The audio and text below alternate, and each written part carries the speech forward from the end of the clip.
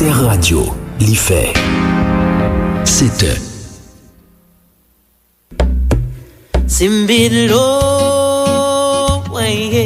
Bonjour, ici Malou Boboir sur Alter Radio. Alter Radio, l'idée frais.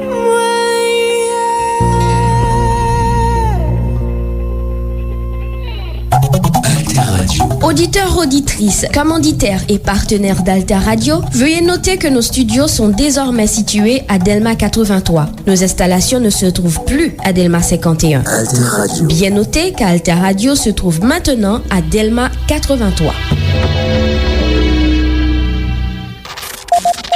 Information tout temps.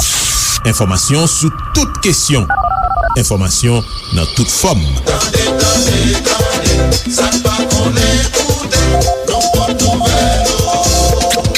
Information l'ennui ou la journée sous Alter Radio 106.1. Information ou n'al pi loin. Les rediffusions du mois d'août sur Alter Radio. 106.1 FM, alterradio.org. Koumanouye. Merci pou tè trois côtés. Magazine qui fait un coup de flash. Coup de flash sous sa qui a passé dans le monde. Événement qui rentrait la caille non. Des armes qui n'existent pas, des hommes qui sont en fait des femmes âgées, un quartier général terroriste qui était simplement une maison civile. Bienvenue dans le magazine événement sous Alter Radio 106.1 FM, alterradio.org avec diverses plateformes internet. Magazine événement toujours traité actualité internationale là chaque semaine pour aider auditeurs et auditrices nous bien comprendre ça qui a passé sous scène internationale. États-Unis, c'est une puissance mondiale qui fait yo respecter le sous planète là dans même niveau yo critiquer le tout pour abus yo considérer les faits pour gens li servi avec force li gagnent. Dans plusieurs cas yo accusé États-Unis que le commettre crime la guerre parce que li pas à respecter loi Convention internationale sous la guerre. Oui, même dans la guerre, gagnent une série principe en qu'un pays pas gain droit violer. Dans la guerre, ou pas gain droit attaquer civil dans un pays ennemi, ou pas gain droit maspiner, torturer soldats ennemis ou mettre en prison, ou pas gain droit touyer yo non plus.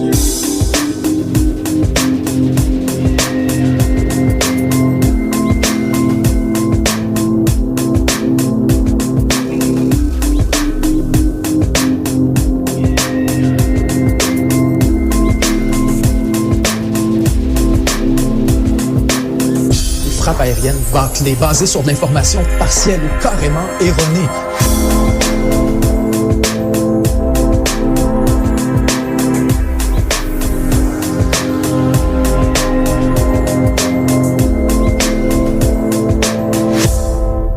Dans le contexte mondial, année 2000, yo accusé États-Unis comme quoi li caché crime la guerre li ta commet. Yo même fait comprendre certains présidents américains c'est des criminels de guerre. Dans ce sens ça, yo ta gagné tendance pas fait différence entre président démocrate américain et président républicain. Jeudi, dans événement question ça en baloupe, Benjamin Tremblay, journaliste canadien qui a piloté média qui relait 7 jours sur Terre. Nous sommes le 26 août 2021 à Kaboul, en Afghanistan.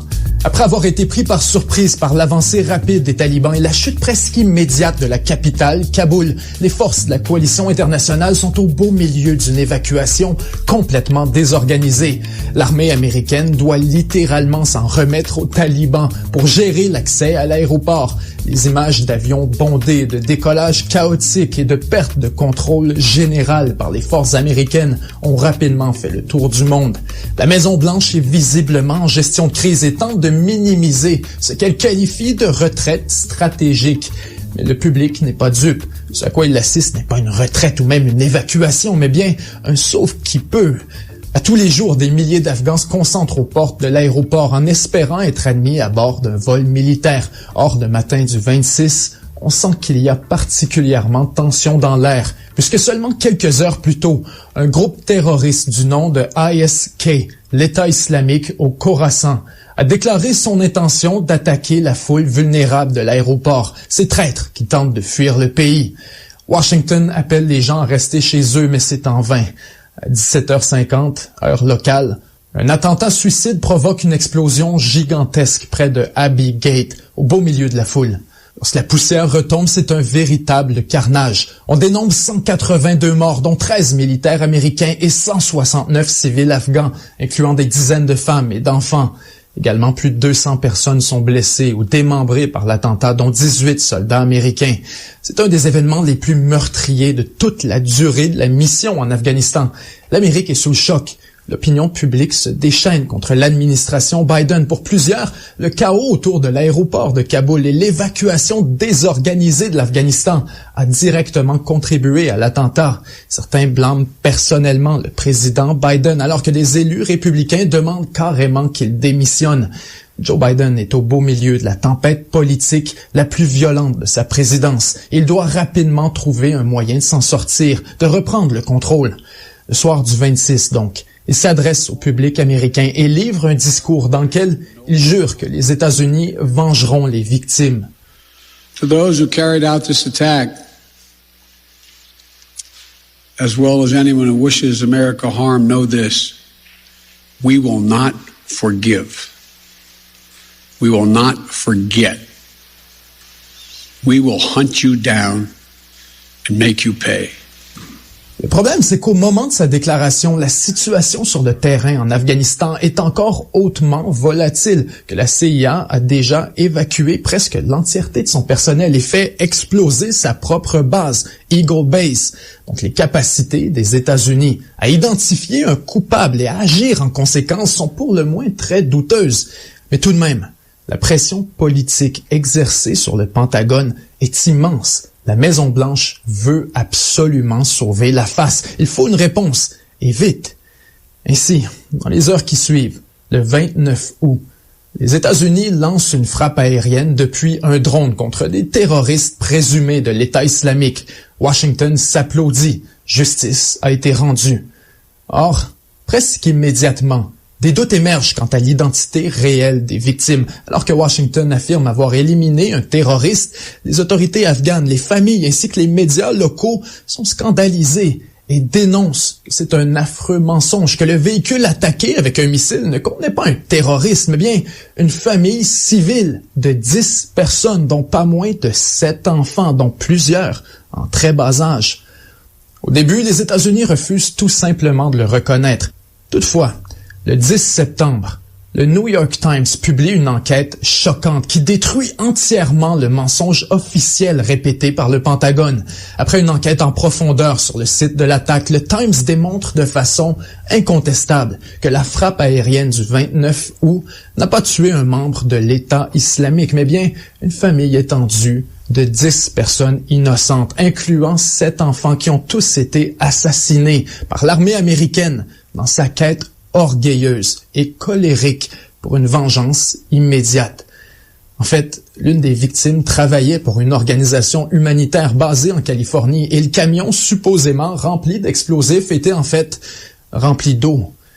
Les images sont atroces, mais l'armée refuse toujours d'avouer quoi que ce soit. C'est seulement une semaine après la publication de l'enquête choc du Times exposant les mensonges du Pentagone que l'armée américaine et la Maison-Blanche retournent leur chemise et reconnaissent enfin qu'ils ont commis une erreur tragique et que la frappe du 29 août a effectivement assassiné une famille entière de civils innocents. I offer my profound condolences to the family and friends of those who were killed. Plus tard, le Pentagone admettra un bris de procédure et d'exécution, mais aucune négligence ou mauvaise conduite. En fait, après s'être enquêté lui-même,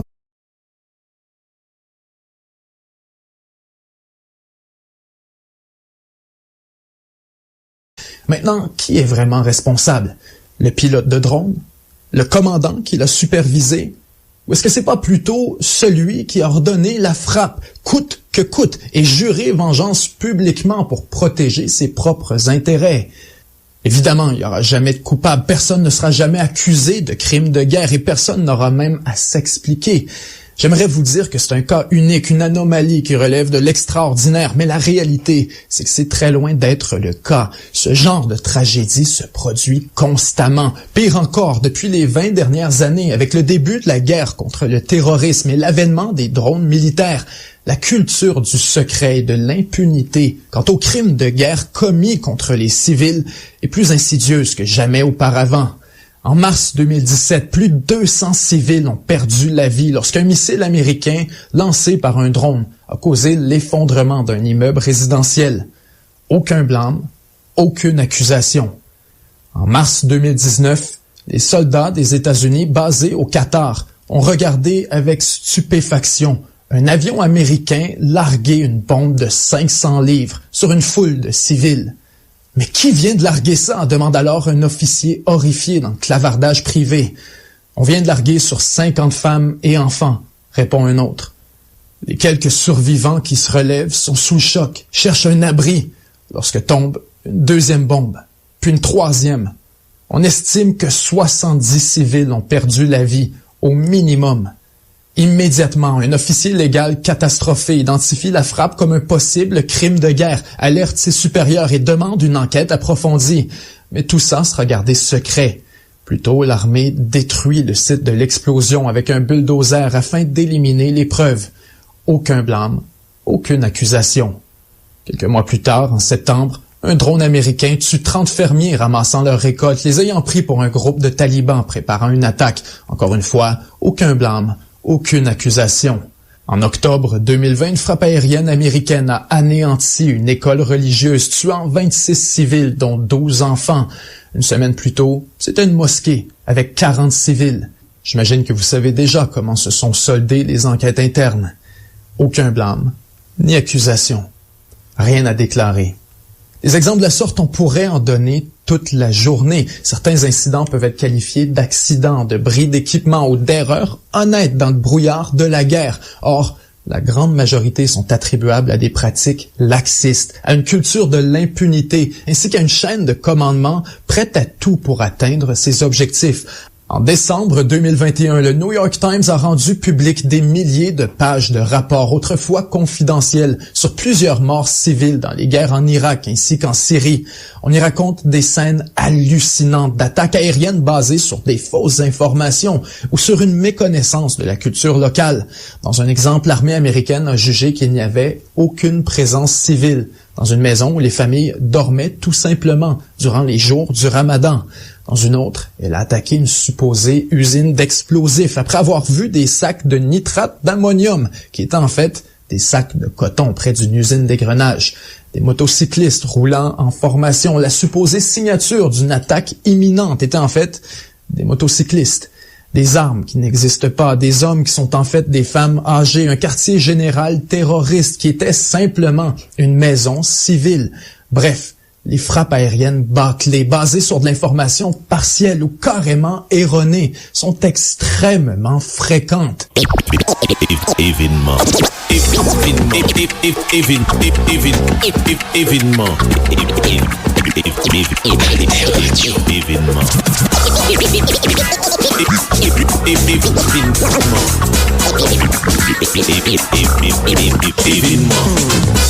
Mais le manque d'informations n'explique pas tout.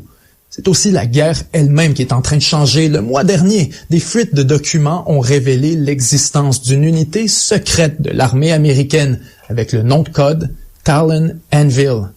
Talon Anvil était composé d'un tout petit groupe de commandos des forces spéciales, parfois moins de 20 personnes, qui travaillaient en rotation 24 heures sur 24 dans un endroit secret, avec des écrans plats et des cartes détaillées du champ de bataille, qui leur permettaient de contrôler l'entièreté de la puissance aérienne des États-Unis depuis un seul endroit, en temps réel.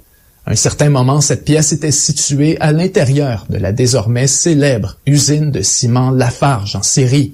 Le travail des commandos était d'identifier des cibles telles que des convois ou des militants afin d'ensuite ordonner des frappes aériennes en conséquence.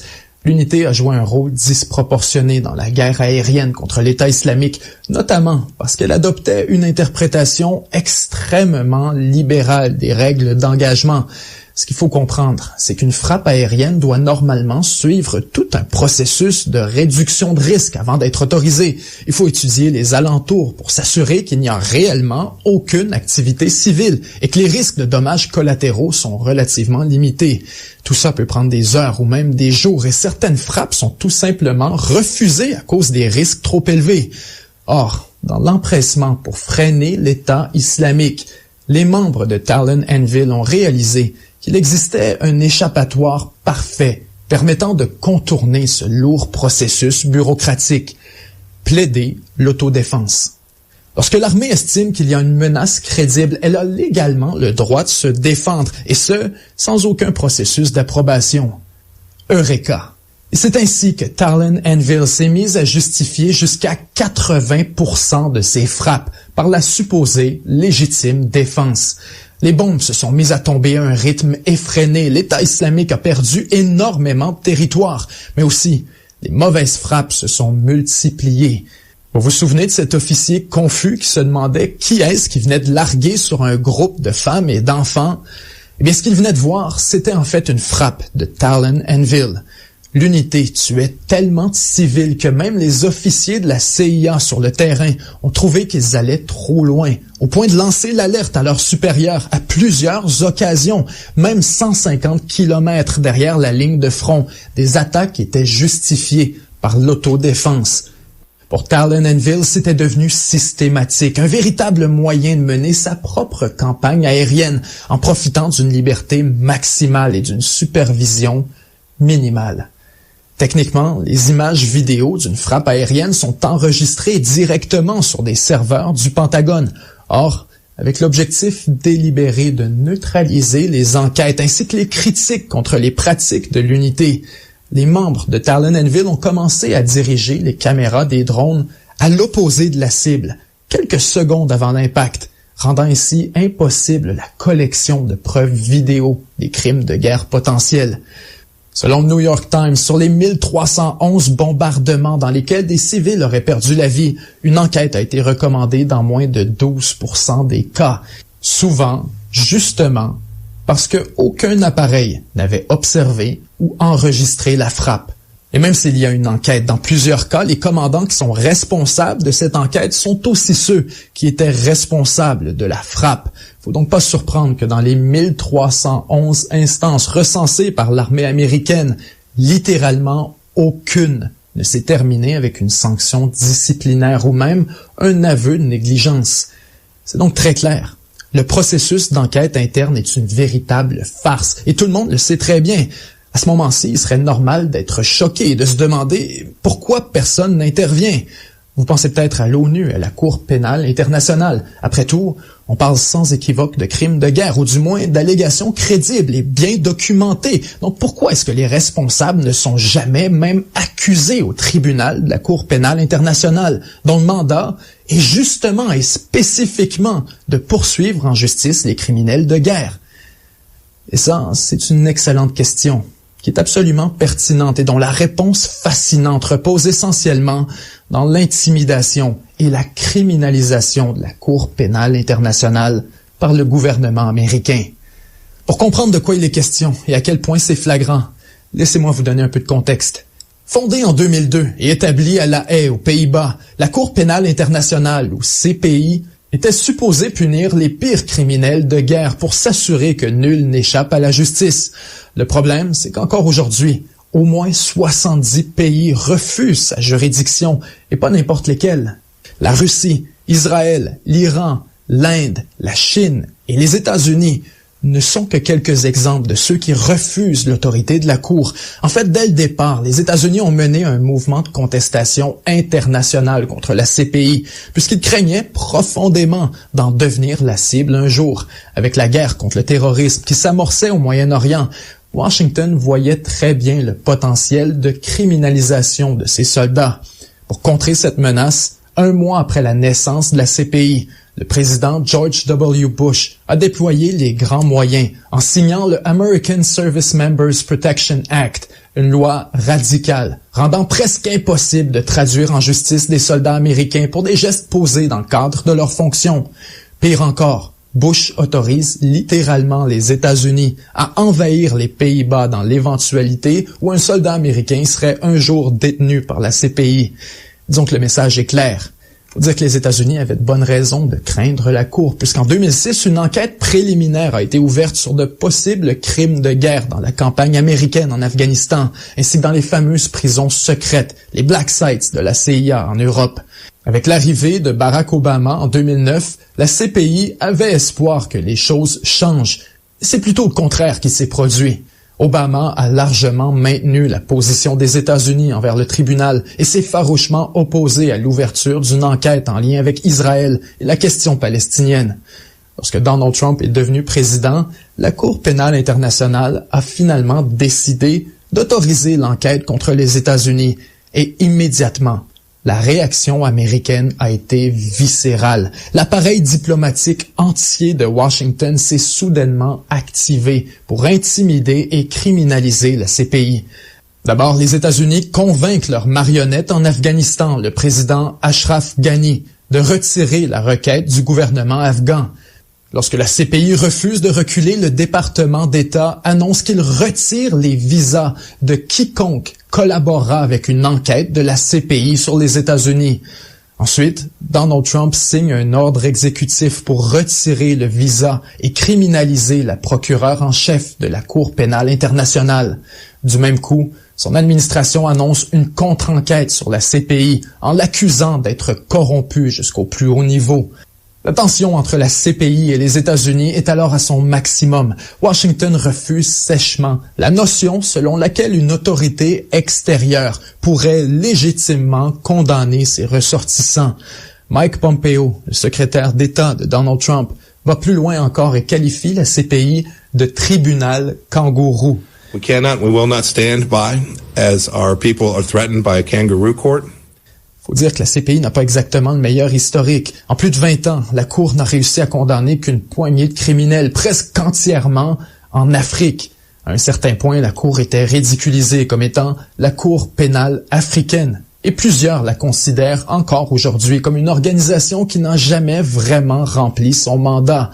Son budget est trop bas, sa structure est dysfonctionnelle et des pays majeurs refusent de la reconnaître. Visiblement, il y a un énorme problème qui en dit très long sur la manière dont fonctionne le système international. Un système volontaire, bénévole, basé sur la bonne foi et la réciprocité. Or, à partir du moment où quelqu'un déroge du système, les options sont extrêmement limitées. On fait quoi pour forcer les États-Unis, la Chine ou la Russie à faire quoi que ce soit? Des sanctions? La réalité, c'est qu'il n'existe aucun moyen en dehors de l'action militaire, la supposée justice internationale. Ce n'est pas pour les grandes puissances, mais bien pour les petits pays. C'est pour donner un vernis d'humanité à des guerres qui en sont dépourvues et projeter l'illusion qu'il existe véritablement des règles fondamentales, une décence élémentaire, un plancher moral à laquelle ces puissances accepteront toujours de se plier. Or, en pratique, la réalité est bien différente. La justice internationale telle qu'elle fonctionne aujourd'hui n'est pas un bouclier pour protéger les vulnérables, mais plutôt une épée avec laquelle se pavanent les plus puissants. Lorsque les États-Unis tentent de renverser un gouvernement, ils ne gênent pas pour référer à la justice internationale, mais lorsqu'il est question d'exposer et de punir les crimes de guerre américains, disons que le son de cloche est différent. Soudainement, la Cour est politique, corrompue, illégitime. C'est un tribunal kangourou. Bien sûr, Joe Biden a renversé les sanctions imposées par Trump, mais on a compris plus tard ce qui s'est produit. Tout indique que son administration a négocié derrière les portes closes, puisqu'en échange de la levée des sanctions contre la CPI, le nouveau procureur de la Cour a récemment annoncé que les troupes américaines seraient exclues de l'enquête sur les crimes de guerre en Afghanistan. Finalement, seuls les crimes commis par l'État islamique et les talibans seront mis à l'enquête. Échec et mat. Encore une fois, Washington évite la justice et quelqu'un d'autre sera accusé afin de sauver la face du système.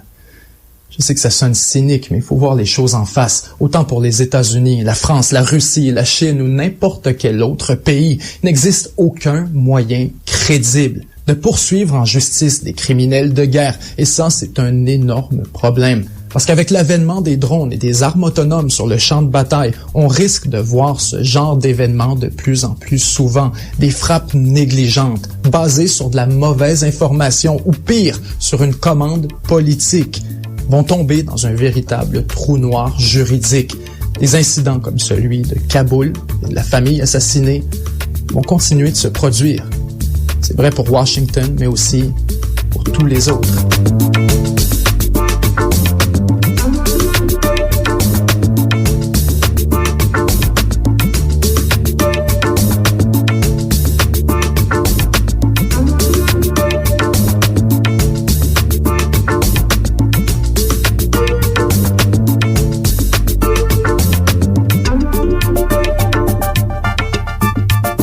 C'est comme ça, on a fini magazine événement qui toujou traité actualité internationale lan chaque semaine pour aider auditeurs et auditrices nous bien comprendre ça qui a passé sous scène internationale. Jeudi dans événement, nous t'es venu avec un numéro spécial et c'est question responsabilité président américain dans ça les crimes de guerre qui étaient en baloupe. Benjamin Tremblay, journaliste canadien qui a piloté média qui relait 7 jours sur terre. Dans plusieurs cas, n'a rappelé ça, yo toujours accusé États-Unis que le commettre crime de guerre parce que li pas ta respecté loi ou bien convention internationale sur la guerre. Oui, même dans la guerre, gagner une série principe en qu'un pays pas gen droit violer. Dans la guerre, ou pas gen droit attaquer civil dans un pays ennemi, ou pas gen droit maspiner, torturer soldats ennemis ou mettre dans prison, ou pas gen droit touyer yo non plus. Dans le contexte mondial, l'année 2000, on a rappelé que yo été accusé États-Unis comme quoi li caché crime de guerre, li ta commettre, yo même fait comprendre certains présidents américains, c'est des criminels de guerre, et c'est sous ça, nous attendons Benjamin Tremblay, et yo pas fait différence entre président démocrate et président républicain sous question crime de guerre. Merci pour attention nous, continuez suivre nous sous 106.1 FM, alterradio.org ak diverses plateformes internet. Koumanouye. Merci pour tes trois côtés. Magazine qui fait un coup de flash. Coup de flash sous ça qui a passé dans le monde. Événement. Qui rentrait la caille non. La radio de demain, c'est aujourd'hui. Alter Radio, 106.1 FM. alterradio.org